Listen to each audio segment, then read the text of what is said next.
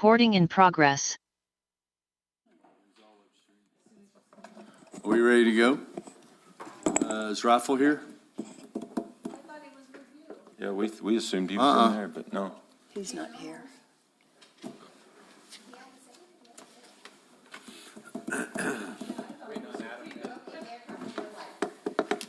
Okay. Somebody want to text Raffle right quick, please? Good morning, everyone. It is 8 o'clock. 9 o'clock. 9 o'clock, excuse me. Sorry.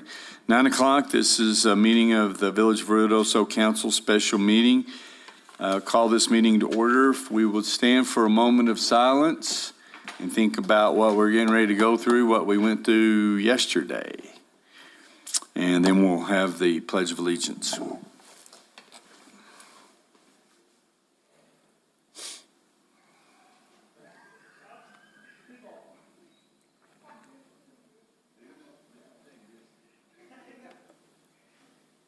Pledge.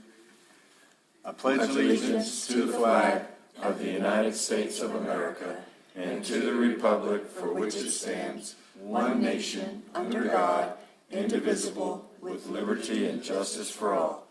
I salute the flag of the state of New Mexico, the Zia symbol of perfect friendships among united cultures. I'm sorry, no matter how many times I say it. I don't see MP. He's probably out working. That's the thing, and we had an update this morning, so everything's copacetic right now. We're just getting ready for this Sunday, Monday, Tuesday, next week.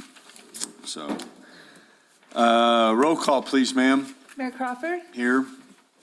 Councilor Corey, Here. Councilor Jackson. Here. Councilor Hooker. Here. Councilor Letterman. Here. Councilor Eby. Here. Councilor Salas is absent.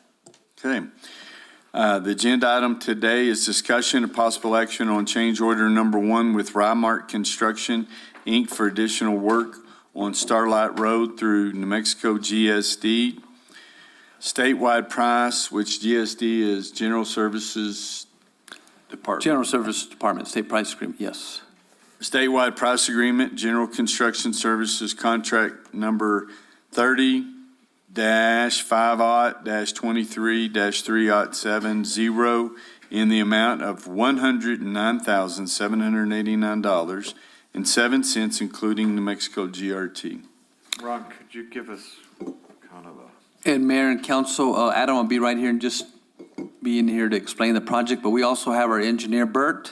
Mr. Thomas, Good morning, everyone. do you want to explain that additional work also for us? Would you do that? Yes, I can do that. Mayor, Council, thanks for letting me be here this morning. And I know you guys are going through a lot of things, so we'll be praying for you guys and wishing you guys the best of luck as you get ready for these storms. This project, what we're looking at doing is adding some additional erosion control measures to the project. We're going to be doing some additional riprap and tying down of the existing riprap that's already down, plus putting in some wire enclosed riprap at the inlet and outlet around the Starlight Road structure. And then trying to install some temporary concrete wall barrier to use them as dissipators for the water downstream of that structure to try and slow it down before it gets to the Paradise Canyon Road. So that's the intent of this change order, to try to get that in there. And what's the status of the project? When do you expect it'll be complete? I'll let Adam answer that. I know he's been working with MP on the schedule. So Adam, if you can brief the council on that, please. Mayor, Council, so MP is actually hoping to have Paradise open this next week. They've been working Saturdays. Of course, last night they got a little bit, of muck in there, but everything held. So hopefully they can open up Paradise this next week and just finish up the sides of it. Now that they have the concrete in there, it's just filling in. That debris will go quick and get it out of their way, and he can work off the side of the roads. Mayor, I have a question. Yes, go ahead. Adam, the riprap, didn't we lose some yesterday?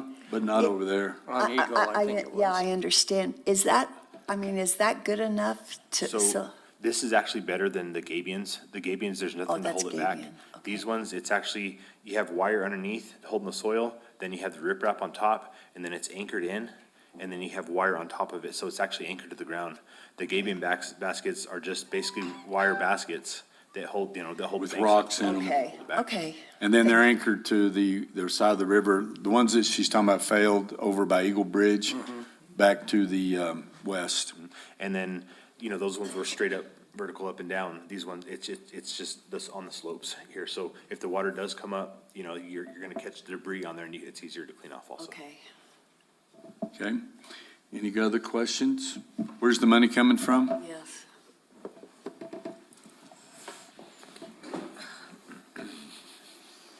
Sorry. Good morning, Mayor, Council. In reviewing the closeout of McBride legislative appropriation, we had noticed some of the previous encumbrances weren't going to fully cost out, so we had some savings on McBride. So we turned around, and those savings are going to be used to pay for the majority of this project. I think we're going to be short $18,000, which will actually come from the general fund, so. Okay, is that DFA said good? Yes, and this is all work that has to be completed by June 30th, out of the 2.5 million. Okay, excellent timing. Yeah. Mayor, I move approval of change order number 1 with Rymark Construction, Inc. for additional work on Starlight Road through NMGSD statewide price agreement, general construction services contract number 35-23-3-70 in the amount of $109,789.07, including New Mexico gross receipts tax. Second. I have one more question. Yep, sorry. With this money, so I'm sorry, so we had it figured out, and then we need to do some more work. And so this is an addition. Why is it coming out of general fund? I mean, I thought that, Counselor Letterman, the majority of the cost of the contract is coming out of the legislative appropriation. However, I was short on the legislative appropriation, $18,000, so the general fund will just make up the difference to finish out the project. and then do we bill that, or that's our cost, the 18,000? That's our cost. Okay. Yeah, Mayor Crawford, members of the council, there wasn't any type of match with this appropriations, but the Siren project is also coming out of this grant funds. DFA allowed us on both of them, so we had just a, We were pretty fortunate with the McBride funds. We did a lot of projects. We got nine new sirens to the warning system. We moved Tyler, our financial software program, to the cloud. We got on Microsoft 365. We're doing Starlight. We did a fence at Gavilan. And we did some design work on Gavilan Bridge and some of the culverts around Meander, some initial design work. So we were able to get a lot of stuff. Repurposed a lot of that Yep. extra money And so we we spent all of the money. Yes, that- we'll yeah, spend all of that's a it, good- yes. on a bunch of additional projects, Projects. and then this Yes. is something else that needed to be Right. done. So Okay, thank you. Mr. Mayor, Adam, I know you've been busier than a one-armed paper hanger, but I wanted to know basically how you visualize the culverts working there at Paradise with the new ones that we put in under the road and those that we're diverting from above. Since we got a heavy rain, this is kind of a test. So, Councilor Jackson, as of yesterday, that whole pond did fill up, and it did exactly what it was supposed to do. That pond fills up and it actually slows the water down, but we had no issue whatsoever, even though the culverts across Starlight are not complete, the road's not up. It didn't go over the culverts, it went straight through the culverts. Paradise was great, everything's still clean. So, yesterday was a good test. I'm sure we'll have a better Another test. one. Even if it does overtop, we're curing the erosion. So we'll just have to go knock off the roads, but I think it's gonna work great. Thank you. roll call, please, ma'am. Counselor Corey? Aye. Counselor Jackson? Aye. Counselor Hooker? Aye. Counselor Letterman? Aye. And Counselor Eby? Aye. Okay, thank you. And this has your name on it as project manager to sign. So you'll sign that one. So with the next with us looking like we're gonna get some rain this coming week, how are we getting prepared? Well, just like we have been every day since June 17th of last year. Yep. We had a meeting with this morning was how did we fare, because we didn't really get anything out of Cedar Creek whatsoever. And so thus Innsbrook caught very little, which means that Paradise didn't catch everything. A lot of that was coming off of Hull and whatnot, because there was quite considerable rain in White Mountain area. We had some issues with debris, but it held up pretty good. The biggest concern is Perk Canyon, which, if y'all remember, is not considered in part of the floodplain and never was before. Those are things that we're trying to get reevaluated, but, and then where Perk Canyon comes off, it takes over Main Road Bridge. And so we're in the process of meeting Colin, Josh, and those guys, Jason that owned those, they just purchased those cabins right there that took out a bunch of them, about making some arrangements, because the water goes through that property anyway. Yep. Is blocking that off with some berms, Jersey barriers, whatever we can get over there to keep it off Main Road, keep the bridge clear. So to divert it right across their property, comes off of, y'all been there, comes off Perk Canyon, right down between those cabins, and then right out. So they're gonna make some suggestions to see if we can work with them on that. The rest of it is we've got equipment that's going to be staged at all critical areas. We're watching the meteorologist. These guys will be talking about it constantly. Eric puts out the information that he gets consistently, forecasting. So then it'll be about communication, letting our staff know where to be and what to do. Swift water teams, we've reached out to other communities, but we will let you know with everything that's going on, Silver City, the stuff that's still going on off Mescalero in Otero County, and then the stuff that we still have going on down south. There's fires all over the state. So we're pretty much looking at this as we're going to be pretty much on our own, so we're being prepared as best we can. We've already got with the police department, our own Swift Water team, we've got approximately 20 Red Cross volunteers that'll be ready to go into action. We're going to activate the community center if need be. If there's evacuations, we're worried about sloughing off in Upper Canyon above Main Road Bridge. That's about 100 or so yards there, of landslide. So if we look like we're going to have a rain cell that's going to produce very much water, then we'll look at evacuating those folks. So we'll need to keep an eye on who's in there. Just to let you know, this weekend is not going to be a huge weekend. I mean, it's going to be a big one. It's going to be a good one. At the track, it's the following weekend is all the trials for the Rainbow. So, that's. And the concert. And the concert, yep. And July 4th, well, this is the 25th, 26th. So there's just a lot of stuff that's getting ready to happen, but the rain is supposed to start really on Sunday. Yesterday was an anomaly. We wasn't really supposed to have a whole lot. It just, you can see what 1.5 inches to 2 inches will do on a burn scar.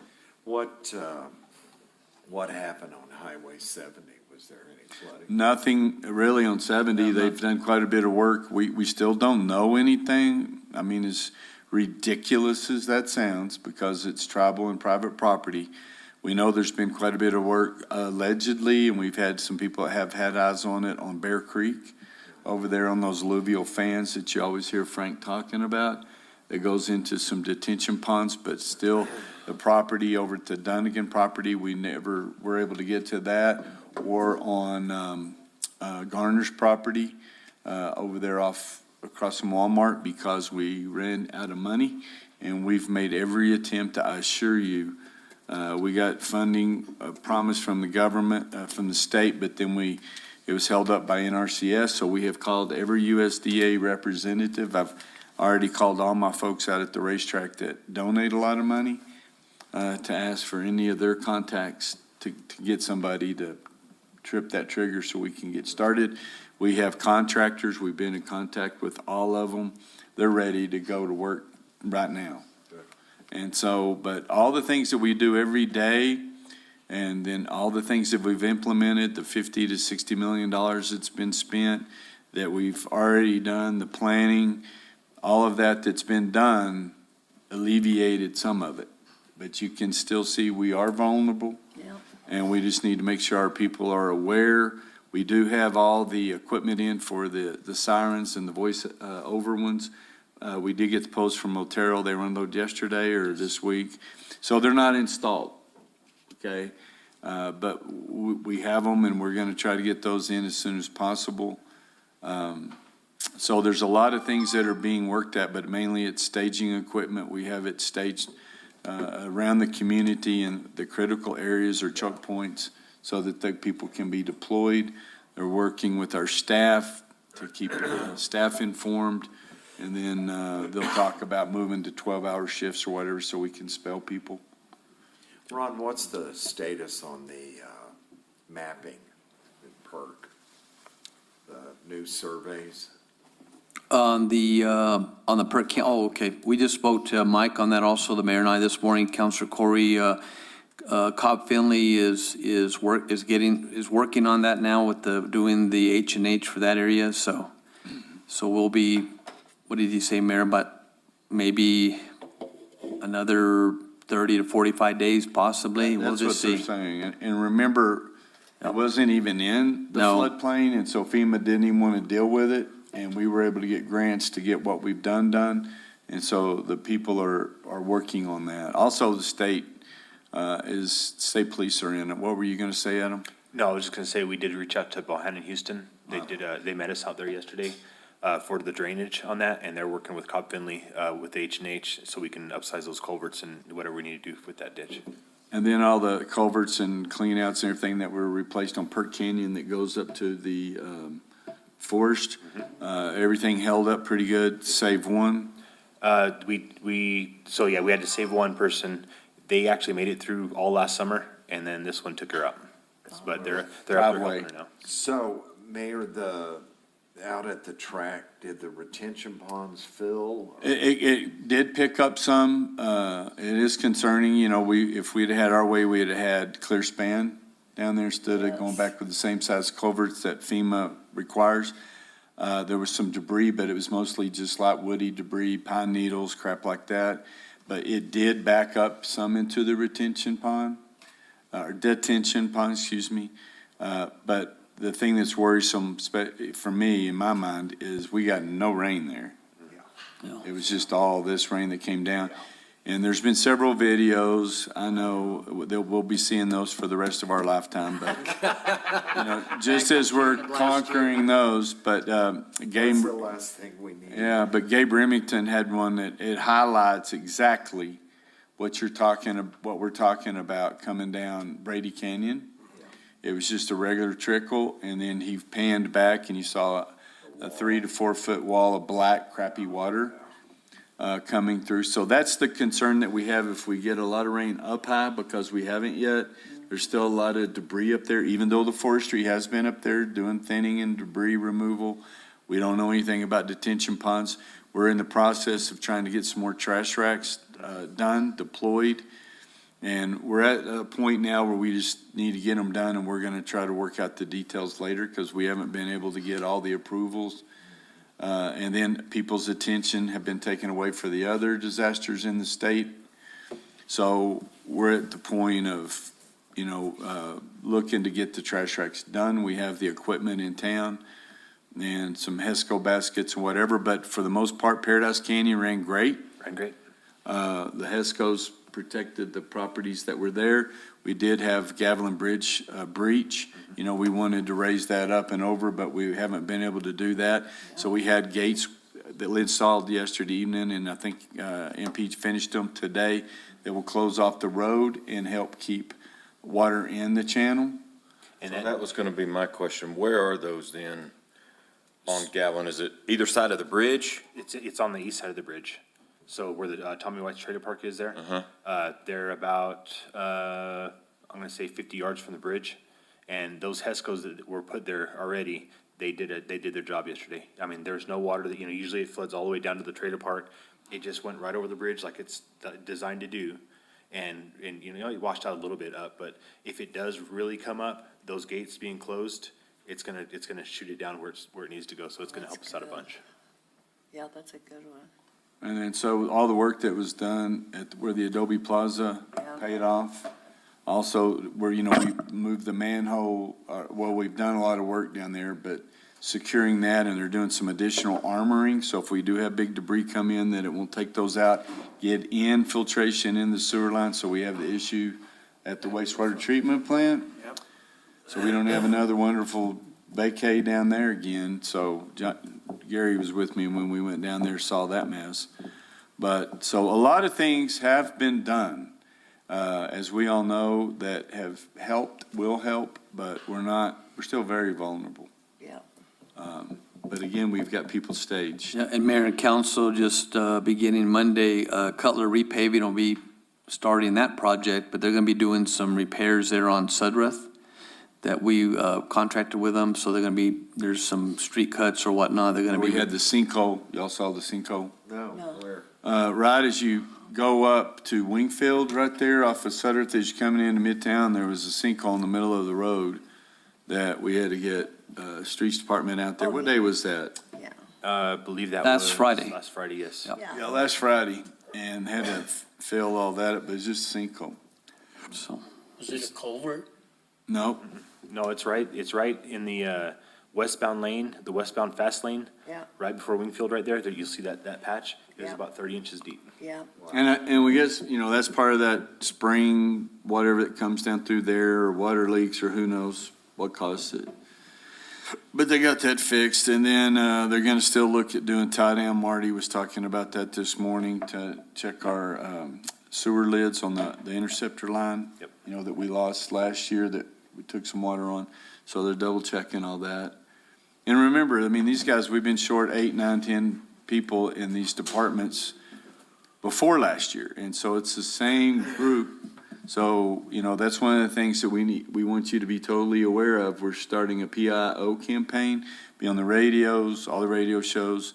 We get the newspaper in, social media, that, because you're going to hear, well, why haven't you? And Absolutely. the deal is it's the same village that we had before, same shortages that already people had jobs that are full. And so we want to remind them that we have done all of these things, put that narrative out, but it's going to be in flooding events, with the exception of the sloughing of the wall in Upper Canyon through that one area to shelter in place. And so that's the message that we're getting ready to put out. As it worked yesterday. It worked out really good yesterday. Just shelter in place. Well, and thanks for the update. Yeah. yeah, well, Adam was out, we were all out and just looking at different areas that, vulnerable, areas that we wanted to look at, so.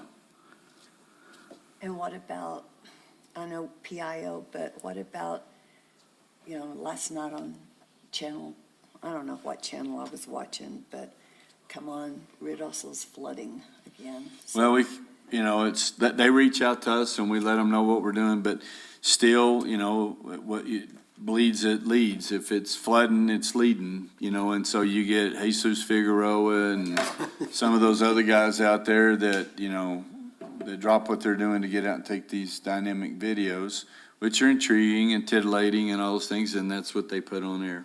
There's no stopping that. Well, the thing about it is what happens is, one area had water come across, but the way the news put it is Ridosso is flooding Yeah, again. Once the whole again, town. Ridosso is flooding. Do we still have cameras monitoring the No. floodways? We do have cameras monitoring. I think the camera in We Upper do, up Canyon in was Up- down. It was down. I don't know if they've got it back up yet. Hadn't checked, but the And camera. there's not one over on Hull. No. So Adam, what was alerting you to what was going on? Just People. Field report. Eyeballs. They had I had people. people staged along and they would say, here it comes, it's passing this. And then we have point." the USGS monitors, gauges that we can see that are uploaded to satellite that you can watch. So Eric, usually, he's watching the USGS gauges, and, we have people staged at each crossing. Right. And usually myself or Marty's usually out on Highway 70, if we get the rain over there, and then I'm back and forth between Upper Canyon and Pert Canyon, in that area, and we start following the headwater down, we start calling it, so the people down below know, hey, it's gonna be 10 minutes and it's gonna get to you. Be ready. And then we have the police, whoever's on watching areas, and then some of the firefighters will be up at different areas. That's gonna be you before long. You see, you're gonna be out here jogging by while we're having meetings. With a tan, no shirt on. He'll be looking into the window is what he'll be doing.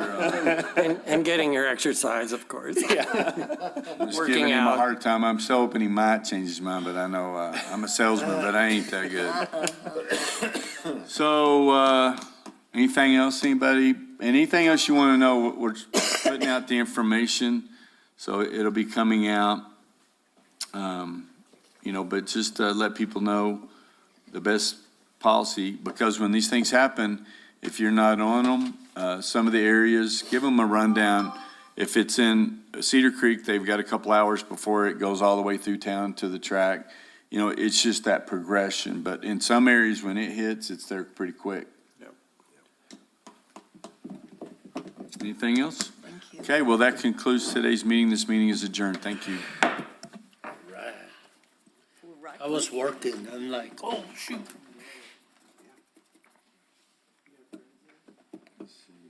Y'all have a good weekend. All right, we'll see you later.